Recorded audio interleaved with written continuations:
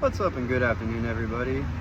I'm over here at work doing some brakes on a Chevy 1500 2014 or 16, I believe. It's just front brakes, pads, and rotors. I just wanted to I'm trying to get less light for you guys. There we go. Just gonna kind of show you a quick overview on how easy it is. Pretty much, if you're doing the rotors, you're gonna pull the caliper off first, then pull the pads out, or vice versa. I did it both ways. The second way I left the caliper on and then pulled everything out and then put it all, took off the caliper bracket. Then you can get to the rotor. So I'll kind of show you real quick on what I'm talking about.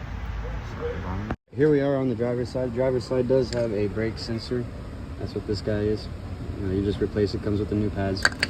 Then you got a little retaining screw right there. That's what this guy is. Torx pit. This particular Torx is a T30. Pretty simple. Pull the screw out, pull the rotor off. First you gotta get to the bracket bolts. You got one up here and then one down there. And this is your caliper. Right now it's all taken apart. I'll show you what it looks like when it's back together and kind of show you the second way to do it.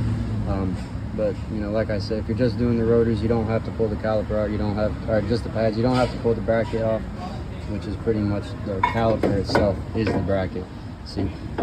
So if you're just doing the rotors or the pads, you don't have to take all this stuff off.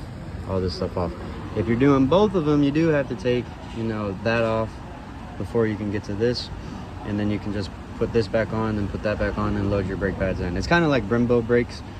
Pretty simple, but once I get everything back together and on, I'll give you a quick walkthrough on what I was talking about with that right there.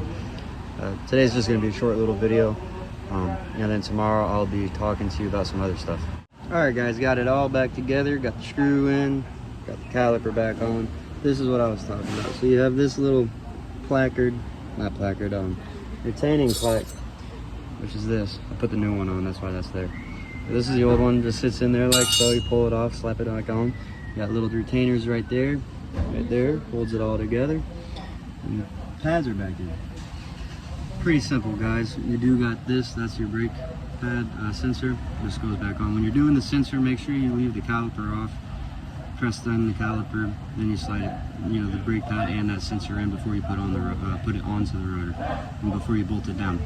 Other than that, that's about it, guys. Pretty simple, pretty easy. I'm sorry about the light, guys. I know it's not that great out right now, and the sun's facing me.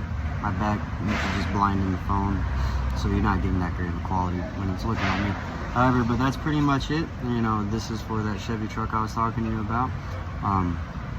If you have any questions, feel free to drop a comment. I'll get to it as soon as I see it, which isn't, typically too late. But I hope you guys have a great rest of your afternoon, and I'll make a video on some other stuff that I'm doing later this week.